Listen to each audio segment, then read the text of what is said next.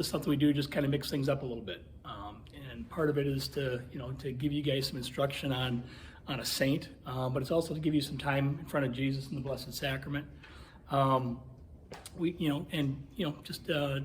try and give you as much of a feel for what our faith is about. Okay, and so a big part is the saints. I think I told you guys a story that my entire education of the saints was literally about 10 seconds when I was a child. I don't want that to happen to you guys. I mean, literally, when somebody started talking about the saints, I'm like, what's a saint? Because I really didn't know what it was. I mean, I knew I went to a church that was probably saint something, but I really didn't know what that meant. And so what I want to do is talk to you guys tonight about a saint. His name was Saint Pio of Pietrelcina. Like I said, if you go to page 92 in your workbooks, there's a 2-page spread on information about him. I don't necessarily want you to be reading that while I'm talking, but it'll give you an idea of kind of what he looked like, and it's got some information about him there that you can read later. I'll touch on some of the points about that. So Padre Pio, as he's known, he was born in 1887, so not terribly long time ago, like 140 years ago, 135 years ago. And his name was actually Forgione, or Francesco Forgione. Francesco being the Italian form of Francis. And so he was named, and his parents named him after St. Francis of Assisi, which is kind of a precursor to the order that he joined, which was one of the Franciscan orders. But he was born in a pretty poor area of Italy. I don't know if you guys know your map of Italy very well. I've got a couple maps up here. I'd show them, but you're not be able to see them anyway. But if you kind of know where Rome is. Italy's shaped like a boot, right? You guys kind of know that. And about halfway up the peninsula on the upper side of the boot, there's like a hook, okay? And then if you kind of go straight through the boot to the southwest, that's the big city of Naples. Okay, so all of his life is going to happen in that about 50 to 70 mile width of that area. So he was born in this little town right about in the middle of the peninsula called Pietrelcina. It was just a little town. His family was very poor. I believe he had 3 sisters and a brother. And so, which was typical at that time, having 5, 6 kids. But the family was very poor. The house was very small. His father was just kind of a general worker. He would work at whatever he could kind of find a job at. He was really hard working in that respect. But they were still pretty poor because it wasn't like a very affluent area. But from an early age, he was brought up to be very Catholic. The family was very Catholic. They prayed the Rosary. And this is in a time when the faith was a little bit stronger in society. It was a bigger part, especially in these small Italian towns. It was a bigger part of their life. And so they were used to seeing friars walking around, and asking for money, to support the local friaries and the local monasteries and the convents and things like this. They were used to having churches that had 3, 4 priests in them and things like that. It was just a very different time in that respect. But he always was very prayerful. He was very respectful. Although he was kind of a jokester, he would play practical jokes on his friends. If somebody got him, he was going to get them back, and he was going to get them back better. And so it wasn't like he was totally, without, kind of his mischievous side. But he was definitely kind of, for the most part, your normal kid, except for a couple things. One of them was that he said that from very early age, he could see his guardian angel, the Blessed Mother, and Jesus all the time. And he made mention of this one day when he was playing with his friends, because he just assumed everybody could see them. And they're like, what are you talking about? And he's like, well, I see them, they're right here. And so they kind of thought he was a little odd, but he thought it was odd that not everybody else could see it, because it wasn't like they were just, it was like other people just standing around him. But anyway, so he had these extraordinary visions, but he also spent time in prayer, both at home and in the church and things like that. But, the unfortunate thing about being able to see the good stuff on the spiritual side is you also have to see the bad stuff. And so not only could he see Jesus and Mary and his guardian angel, but he could see demons, and he could see, some of the bad stuff going on too. In fact, a lot of times, he was like chased by demons, kind of in the form of large dogs. and so that was one of the things that kind of, one of the problems he had to deal with. And I've watched a couple movies on him. There's a couple really good movies about him on the Formed website, which those of you guys who are going to go through confirmation, you will be using Formed quite a bit in your preparation. But if your family doesn't have one, get onto that website. It's usually something about it in the bulletin, and there's some really good stuff on there. There's a really good movie. I just watched it again, the end of it again today. It's about a 3-hour movie, but it's just an outstanding movie on the whole life of Padre Pio. And so there's one scene in the movie where there's this giant Rottweiler chasing him, and basically he just gets into his house just in time, or another time he just gets inside the church just in time before the Rottweiler gets him. And he's kind of like, Mary, Jesus, why aren't you doing something, right? And he gets into the church, and then he kind of falls down in prayer, and he realizes that, they do have him covered, right? But that he is going to be tormented by this, and it's going to be an ongoing thing. There was a vision he had when he was, I think it was before he was 10 years old, where his guardian angel was with him, and his guardian angel took him to a large field. And in there, he could see these other demons, and there was this one demon that was enormous, stories high, and this huge demon, and the guardian angel said, "You're going to have to fight this demon." And he's like, "What? I'm just a kid. How am I going to do this?" He says, "You need to trust in the one who can help you." And he wasn't referring to himself. He was referring to Jesus. And he does do battle with the demon, and he wins. And the demon goes running away, along with the other little sub-demons. But his angel says, "You're going to be battling this demon for your whole life." And so he's okay, he's kind of getting this. And so his angel is training him, okay? Now, I know this all sounds really extraordinary, and you're kind of like, well, why doesn't my guardian angel appear to me, okay? I don't know. I don't know the answer to that, but I know that in Scripture, whenever an angel appears, people fall on their face in fear. So it's probably because we couldn't handle it, right, if our angel appeared right next to us. Now, maybe some of you have seen yours, maybe some of you have had indications of your angel. That's okay. But your angel is there to train you, and that's what his was doing. But Jesus knew that he had an extraordinary mission for Padre Pio, or for Francesco, and so he was training him from a young age. And so when he was about 10, he was out. He was kind of out playing in one of the fields one day, and this friar was walking past, and he was a little afraid of him, because he had seen demons, he had seen angels. He was like a little afraid, as we all should be of strangers, but. This friar started talking with him, and he found he was very friendly. And by the end of the conversation, Francesco was like, "I want to be a friar because I want to have a beard like this guy." And so he went home and he told his parents, "I want to be a friar because I want to have a beard, but I also want to honor Jesus and grow in holiness." So his primary reason was the beard, but he really wanted to do this. And so again, he's probably 10, 11, 12 at this point. Well, again, his family's not very rich, so he's going to have to get an education. And most of the education was done at home then, but he was going to have to get a formal education. And so in order to do that, his father knew that he was going to have to be able to earn a lot of money quickly. So what he did is he actually sailed to America to earn money so that he could send it back. And his father did that twice during the time that Francesco was from 12 to 16. So right around the age you guys, imagine your dad going all the way around the world. And not like now where you could just fly there, because maybe some of your dads travel. You got on a boat, and it was 2 weeks to get over there and work, find a job in a country that didn't necessarily like Italians, and earn some money and come back and bring it back.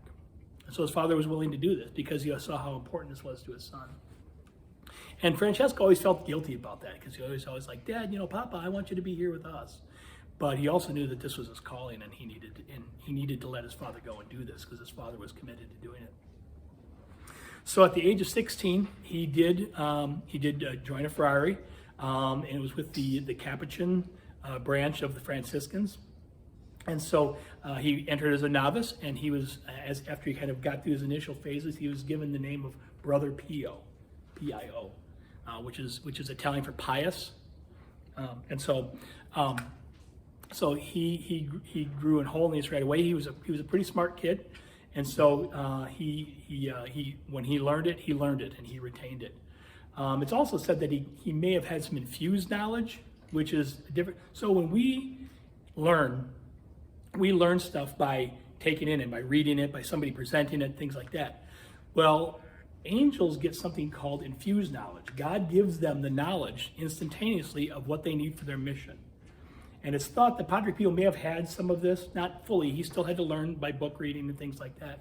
But it's thought that he may have had some of that, not really sure. Certainly he had some intuition and things like that other people didn't have. And so he did have those gifts. But he was ordained a priest. Again, he was born in 1887. He was ordained a priest in 1910. So when he was 23 years old, he was ordained a priest. And it was in this city that was one of the larger cities where he wound up, which was called Foggia, which is kind of east of Pietrelcina. But as soon as he went there to the friary, he got really sick. And he'd always been kind of sickly as a kid, but not too bad. He got really sick there, so sick that they wound up sending him home because he got tuberculosis, and they thought he was going to die. So they thought, well, we'll send him back to his village to be with his family, but maybe the air there, because it's what he's used to, will help him. And it did. He wound up staying there. And so then they wound up calling him back. Well, then he got sick again. So they said, okay, we're going to send you home again. And he wound up staying home then for probably about 4 or 5 years. And at that point, it was about 1916. And his spiritual director was a friar by the name of Brother Augustino. Father Augustino, he came and he says, okay, the higher ups in the friary, they say you have to come back now, and if you don't, they're going to kick you out. And so he knew that out of obedience he had to do this. So he went to this one friary again, and he just started getting sicker. And they said, well, let's try something different. We're going to send you to another one. It's up in the mountains, and the climate's more similar to what you're used to. Let's see if that works. And so I believe it was Father Augustino and him walked for 3 days, and they got to this place, and they could see it up on the hill, and it was a place called San Giovanni Rotondo. And Brother Pio looked at this, and he said, I'll never leave this place. And, Father Augustino didn't know if it meant because he was going to die, right away or what. But Pio had this intuition that this is where he was supposed to be. And so his health was pretty good. He was always kind of getting something. He always had a little bit of problems, but nothing like before where he had to leave. And so when he arrived, it was just this little podunk, out-of-the-way monastery plunked up on top of a hill about a mile from this little tiny farm village, just out in the middle of nowhere. And so he gets there. There's 7 friars besides him. Okay, and so he winds up becoming the spiritual director because he was a pretty smart kid and spiritual director, and he was instructing these younger friars that were there. Again, so this is 1916 or so, and who can tell me what's going on in Europe in 1916? I heard it somewhere. Yeah, World War I's going on. This is the middle of World War I. Now, a lot of that was going on kind of up in France and Belgium and Germany in that area, but Italy was very much involved, and so they were sending soldiers, and so they were drafting people right and left, and that included people who were in religious orders. And so that's one of the reasons there was only 7 friars there, because they had drafted a bunch of the friars from there to go be in the military, which is kind of against their vows, but they were compelled that they had to do it. Well, at one point, Pio gets drafted. And so there's a great scene in the movie where they're all standing there, they're getting their medical exams and things like that. They take a chest x-ray of him, and they realize his lungs are just shot because he's had tuberculosis and things like that. So they do wind up discharging him. So he kind of gets out of that, which is good, because he was like, I'm not going to kill anybody. That's against everything that I believe in. But he also was obedient to what he was being called to do. So he winds up going back, and in about 1917, again, that's right around the time when the Americans entered World War I and the tide started changing. It became apparent by early 1918 that it was kind of a stalemate. But Pio and their order was starting to grow a little bit. They weren't losing as many people. There was still just a handful of friars there. But in September of 1918, September 20th to be specific, Pio was praying in the choir loft in front of a crucifix of Jesus, and he saw the state of the world, and he says, I want to offer more for poor sinners. I want to offer myself as a sacrifice. And so he was just really intent on praying, and suddenly the statue of Jesus kind of was animated a little bit, and all of a sudden he felt a burning in his hands and his feet and his side, and he received what's called the Stigmata. A few of you guys have heard of that. Basically, he had the wounds of Christ in his hands, the piercings that went all the way through his hands, piercings went all the way through his feet, and the piercing in his side, which actually wound up piercing the heart of Jesus as well. And he had actually received these once in about 1911, but he knew what that meant, because he knew it would draw attention to himself. And so he just prayed and prayed, especially with his spiritual director at the time, and just said, please, Lord, make these invisible so that I don't have to bear this, and so that the attention is not drawn to me, but it continues to be towards you. And so the Lord granted him that at that time, and they actually faded and they went away, and he didn't even have the invisible Stigmata. But in 1918, they came and he prayed the same thing, but he realized at that time that he was going to have the Stigmata. And so his biggest thing, though, is he was such a humble man that he did not want the attention drawn to him. He was much like Christ in terms of when something would happen, he would always point it back. If somebody had an answered prayer, he'd always point it back to Jesus. He'd always say, give thanks to the Lord. Especially as it became apparent that there were some miracles that were happening due to his prayer intercessions. So people would come to him and they would pray in the chapel, and they would realize that some things would happen, and he would say, I will pray for this person, and this person would be miraculously cured. And it was suddenly they're starting to say, okay, there's something here, right? And even once when he was in his village back in like 1915, 1916, there was this locust infestation into the crops, and they say he was just a priest then. He said, well, we'll go out and we'll pray, and he had the incense going and things like that. Well, all of a sudden, like all the insects instantly died as they were doing that, and people were like, you're a miracle worker, and he's like, no, you were praying, give thanks to God for this. And so he was always pointing it back to the Lord. And that's the example that Christ gives us too. Whenever he did a miracle, he knew that he had done it, right? But he didn't want the glory for himself, even though he was God. He wanted to give us the example and show us that we should give thanks to the Father. And so this is how Pio was. But word was starting to get around that there was miracles happening in his little tiny monastery out in the middle of nowhere. And so people started kind of coming, and a lot of people started coming to his daily masses and things like that. Now, one of the things about his daily masses is that they were, if you've ever been to a daily mass here, if it cracks 30 minutes, it's probably people are looking at their watches. His daily masses were running 2 and 3 hours. And this started to get him in trouble with some of the local hierarchy in the church. They were like, it's supposed to be 30 to 40 minutes, you need to do that. And he's like, yes, but when we're there, we're giving thanks to the Lord, we need to give thanks to him. He says, would you have been at Calvary with a stopwatch timing Jesus to be 30 minutes on the cross? Is what he said to one priest. But people still came. And he wound up being the spiritual director for a lot of the townspeople.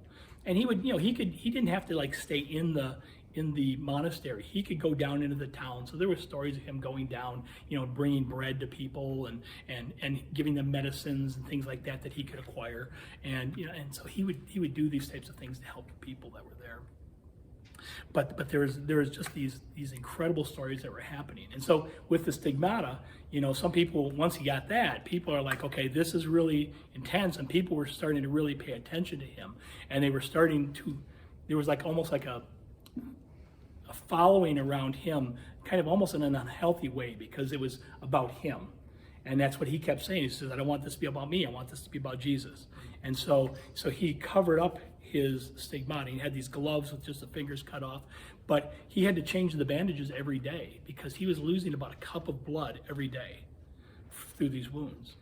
And they just never healed over, but he didn't die either. Okay, so it's kind of this strange gift that he was given. Well, there was other miracles that were happening. So people started writing letters and they were asking for his intercession, and he just would pray. And that's what he said. He says, the Lord is providing miracles. I just want to be a simple friar who prays. And so he would pray for these people. There's a story of a little girl down in Naples, like I said, 70, 75 miles away. And her grandmother writes Padre Pio a letter and says, my granddaughter was born blind. She's 7 years old, was born blind, had no pupils in her eyes. And so, please pray for her that someday she'll be able to see. thinking that maybe there'll be a medical breakthrough or something like that. But, hoping for a miracle. But she had no pupils in her eyes, so there was no chance that like the pupils would start working and she would be able to see. So anyway, after a little while, they decide, okay, we're going to go up there. And so they get on a train and they go. And on the journey, all of a sudden the little girl starts talking about this ship that's out in the bay and about something that's going on in the train, which meant that she could kind of see what was going on. And her grandmother was kind of like, just kind of dismissed it. So they get up there, and she gets a chance to talk to Padre Pio, and she says, Padre Pio, please pray for my granddaughter that she will be able to see. And he says something to the effect of, are you not acknowledging the fact that she can already see? And so then she went to her, and it turns out that the girl could see. No pupils in her eyes, total black in the middle of her eyes, could see. They took her to medical doctors. They said there's physically no way this can happen. Yet she could see completely 20/20 vision. So it was just this totally unexplained thing. It wasn't like she regrew eyes, right? Or there was other people who were born crippled, and they would suddenly be able to walk. There would be things like that through his prayer intercession. But again, he was, people were like, oh, Padre Pio, you're the greatest. He's like, no, give the glory to God. God did the miracles. I simply pray. And so he was very fervent about that. He was a very, very humble man. I know if I had those gifts, I'd be like, yeah, even interior, I'd be like, yeah, I did that. I'm pretty cool. But that's why I don't have that gift. And but he was very insistent that be the way it should be. And so there was all these kind of miracles that were happening. And so, again, like I said, when you get to see the good stuff, you get to see the bad stuff, right? You get to see the demons too. When good things start to happen, a lot of people pay attention because they want the miracles. But it also means a lot of people are jealous of that for whatever reason. And so there were some parishioners that started spreading rumors about Padre Pio. And there were some people that said that, he had a mistress, right? Or he was letting women into the convent and had a relationship. One woman claimed that they had 2 children together. And all this stuff that they were just making up. But that word of that got to Rome, and so some cardinals were petitioning the Pope. They're like, there's a lot of ruckus going on in this area over here. We need to put a stop to this, right? Because there's this very modernist kind of movement. Like, we don't want to go back to the Dark Ages where people are like thinking about, all this crazy, stuff that's going on. We're more enlightened than that, was their feeling. And the Pope at the time was Pope Pius XI, and so this started there's this movement that they were starting to really. There were some cardinals and there were some bishops, and they were starting to kind of tear him down, and so they were sending investigators out to San Giovanni Rotondo. They had doctors, we don't believe these are real, and so they wrapped his hands in bandages, and they like put a seal on there, and then every day they would change the bandages with 5 or 6 people there to make sure that nothing could have been tampered with. And after 15 days, the wound looked exactly like they did at the beginning, and there's no way Padre Pio could have done anything. They were accusing him of pouring chemicals on his hands to keep the wounds open because their claim was he wanted to bring attention to himself. And the first doctors that came were like, no, this guy's really humble. He's trying not to get attention to himself. But there was times when the reports would even if the doctors saw this, they would go back to Rome and they would say something different. And so what wound up happening is that eventually they recommended to the Pope that he should not be able to say Mass anymore in public, that he should not be able to hear confessions or any of this kind of stuff. And so around 1930, 1931, Pope Pius XI, he's kind of like, well, I got to trust these guys because they're in these positions of power. And so he did. He kind of suspended Padre Pio's ability to say Mass in public, to hear the people's confessions. And he was really upset because he was in the confessional 16 hours a day. This is what he did. And one of the things when he was in the confessional is that he could read souls. So if someone came in and they were telling their sins and they forgot one, he'd tell it to them. Likewise, if they were trying to conceal one, he would tell it to them. Sometimes he wouldn't give them absolution. Sometimes he'd kick them out of the confessional. He'd be like, get out of my confessional, And because he could read souls, he knew that some people needed that. He knew some people needed to be, very, kind of brought in tender, and that he could just tell them the sin and that they would repent from it. But he knew other people were kind of hardened in their ways and that they needed to find that on their own. And so that was part of that gift that he had. So when he couldn't help people, this really crushed him. And so he was just saying Mass in one of the private chapels, and he was spending a lot more time in prayer, but he never got disgruntled about it. I mean, think about when something bad happens to you and someone does something to you. I know, I'll speak for myself. I'm like, that jerk. I'm like upset at that person, and I'm telling people that person did this to me. It's not what I should be doing, but that's human nature. There was once a person that came to him and said, yeah, this bishop was saying this about you, and that bishop, he's a jerk. Padre Pio slapped him. He says, don't ever talk to me about a bishop about this. Don't ever talk that way about a bishop in the church. He said, you need to respect him. Even though Pio knew he was wrong, he said, you still need to respect him. And so that was the thing, is even though he had these things happen, he just prayed harder for the people that were working against him, right? And so what did Jesus say? Pray for those who persecute you, and that's what Pio did. So in about 1933 or so, it became clear to Pope Pius XI that a lot of this was not particularly true, and he even said, I've been sadly misinformed. And so he started giving Pio his faculties back. But his superiors said, we don't want to get them all back to you really fast because we don't want this all starting up again. So they kind of eased him back into things. But eventually, within the next 6 months to a year, he was back at his full capacity. He had his spiritual direction was going again, and things were going great. And so anyway, so again, think about what's going on in the world in the 30s, right? You're in Europe.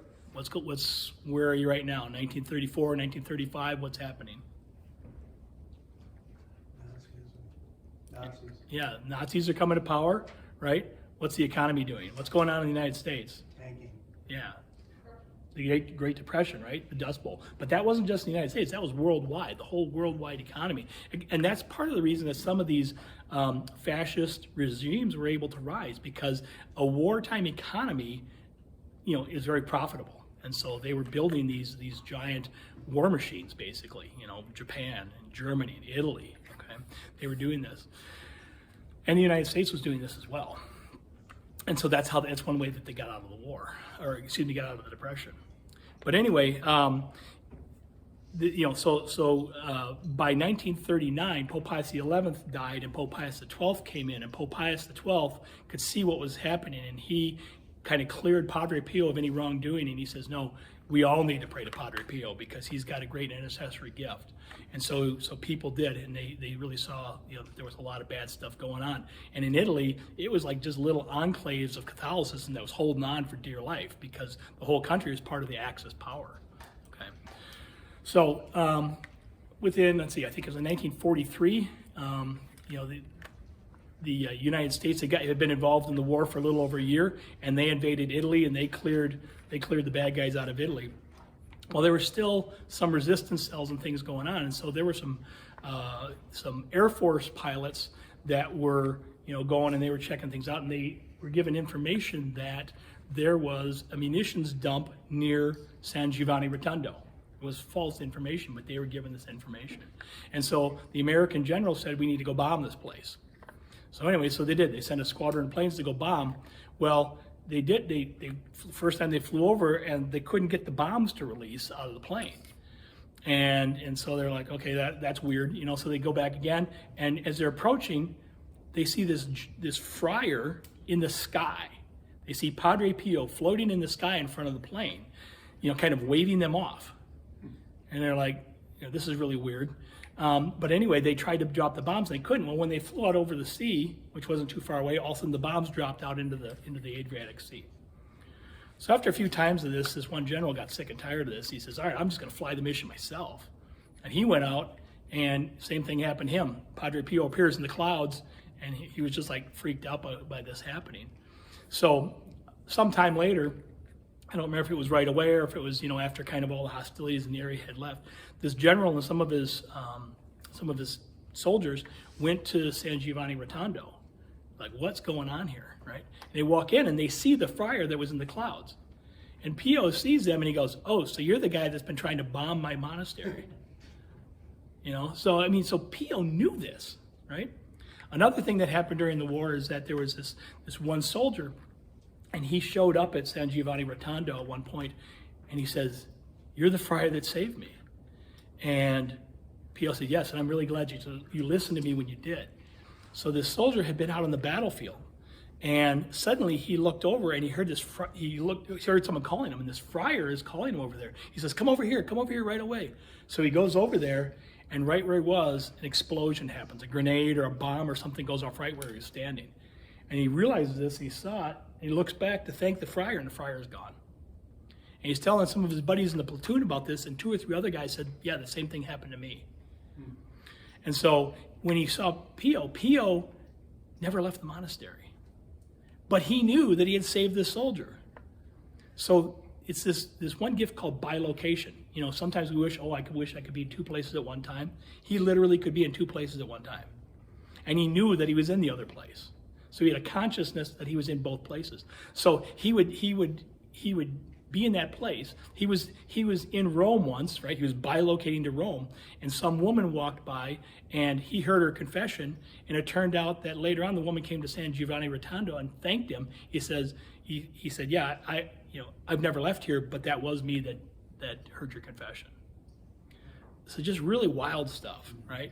And I know it's really hard for us to kind of go, okay, that's really hard to relate to because I'm just a teenager in Verona, Wisconsin, but it shows what level some of these saints could attain. And not that, again, that we wish we have those gifts, but it shows the power that God has within people if they let him do it. Okay, and that's all he did. You see, people would say, how do you do this? How do you do this? He says, I'm a mystery to myself. He says, I just let God work through me. That's all I do. He says, I don't understand how it works, but it does.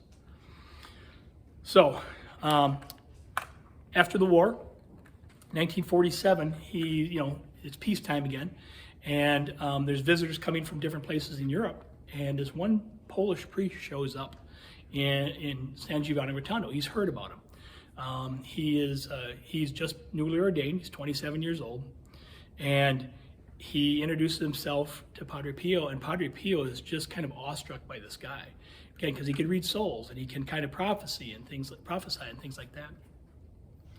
And he later told somebody, he said that priest will rise to the highest office in the church someday. And they're like, okay, who knows, right? So about 15 years later, 1962, he gets a letter from this Karol Wojtyła. And he says, I had a friend who was in a German prisoner of war camp, and they were injecting her with chemicals and doing medical experiments on her and things like that. And now she's got a rare form of cancer. She's got 4 children, and she's going to leave a husband and 4 young children. Please pray for her. Please, a miracle. Please pray for a miracle. And they had kind of kept a relationship, but it's said that they often had kind of more of a spiritual or a mystic kind of relationship. Don't know really how to explain that. But anyway, Pio opens the letter. He says, this one cannot be refused. And about a week later, he gets another letter and says that the woman was miraculously cured and thanked him for it. That Karol Wojtyła went on to become Pope John Paul II. And so who was also a mystic in his own right as well. And so Pio had these just extraordinary relationships. So like I said, he could read souls, he could bilocate, he could prophesy, he could levitate. Sometimes during Mass, he'd just float up, because he was just so in ecstasy over what was going on. He had the Stigmata.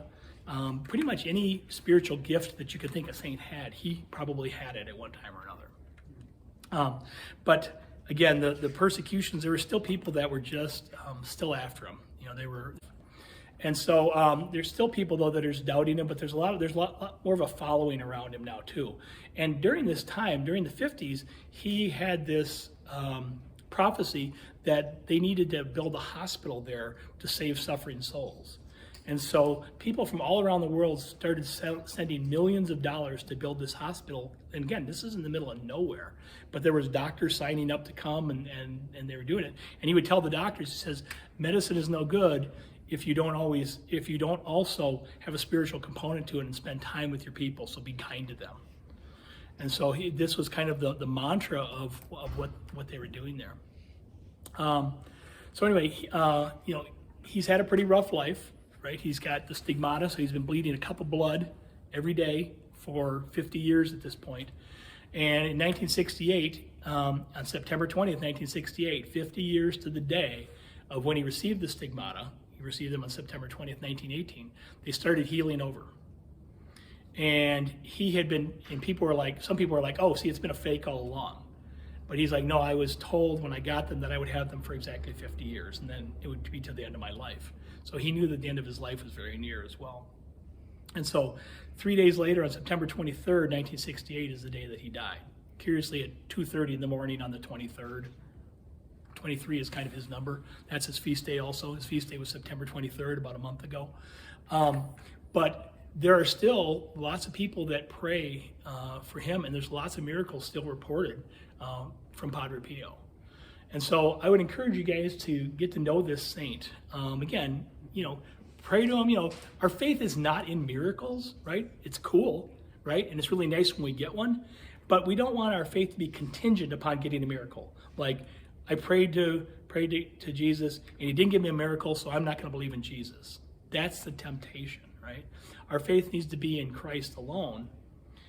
The miracles are kind of like a consolation, kind of an added bonus. And so we're hopeful of those. But sometimes the answer is no. I prayed for a miracle when my wife was terminally sick with cancer. The answer was no. But I can stand here today, almost 20 years later, and say, if that wouldn't have happened, I wouldn't be standing here in front of you guys right now. My life would have been a lot different had she been here. Now, I'm not saying I'm glad she died so I could be here. I'm not saying that at all either. But things need to follow God's will. And sometimes what we want is in line with God's will, and we get a miracle, and sometimes it's not. And so we need to, as Padre Pio said, pray, hope, and don't worry. And that God will take care of us. And that even if things don't go our way, that we're going to be taken care of, and that we're going to be taking steps closer to God. All right. Do you guys have any questions?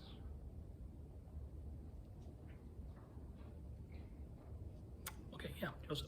Did any of his brothers or sisters become saints? That's a great question. One of his sisters actually did the opposite. She led a very raucous life, and she had several children out of wedlock, and she was very, angry at the church for whatever reason. But through his prayers, she did, right before the end of her life, she did convert, and he said that he knows that she's in heaven. So. Another cool thing about Padre Pio is a story I always like, because it helps me realize that prayers exist outside of time. He was praying one day, and someone asked him, who are you praying for? And he says, I'm praying for a good death for my great-great-grandfather. The person looks at him and says, wow, your great-great-grandfather must be really old, because Padre Pio was no spring chicken. And he goes, no, he died many, many years ago. He says, well, why are you praying for him? He says, because I can still pray for him to have a good death, and to have that perfect contrition at the hour of death, even though he's already died. So our prayers, don't ever stop praying for your relatives that have died, even if you know that they were just rotten, right? Even if they were good, still pray for them, because everybody needs prayers, even those that have died, okay? So I always go back to that when someone's died, and just keep praying for them even after they've died, okay? Good question. His other brothers and sisters are pretty good. I think one of his sisters might have been a nun. So, all right. Any other questions?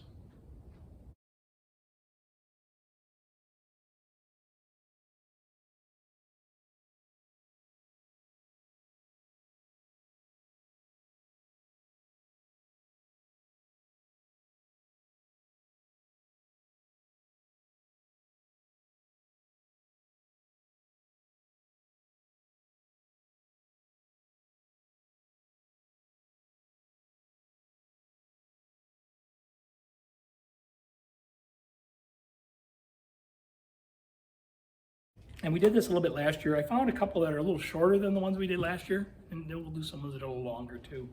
But I found this one today that I thought was really, really apropos when you think about Padre Pio. Because think about him, he had a lot of struggles. He had the stigmata, he had a lot of people that were persecuting him. He spent a lot of time in prayer, a lot of suffering and things like that. And yet, it kind of made him the man he was. So what I want you to do is turn to the next blank page, and you can put today's date on there. So you can put Wednesday, October 20th, 2021. And the title of this one is called The Butterfly. So what I'm going to do is I'm going to read this, and then what I want you to do is I want you to think about what the story that I tell you. Think about it in light of the saint that I talked with you about. Think about it in terms of your own life. And what does this mean to me? What is this story trying to say to me? And if you're not sure, ask Jesus in the tabernacle to reveal to you what he wants you to get out of this story. Okay?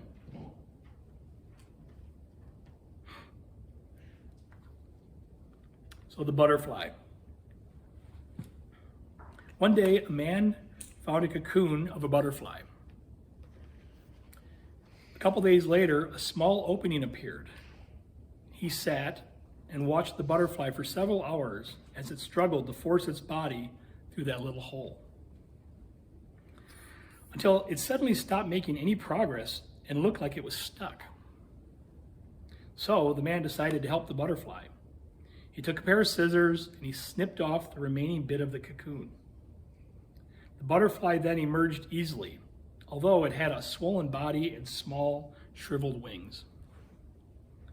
The man didn't think anything of it and sat there waiting for the wings to enlarge to support the butterfly.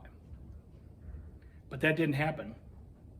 The butterfly spent the rest of its life unable to fly, crawling around with tiny wings and a swollen body.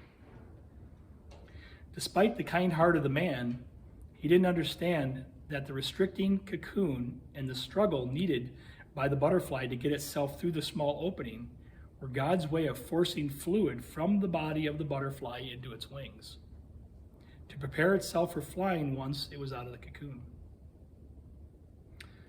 So the takeaway from the story is that our struggles in life develop our strengths.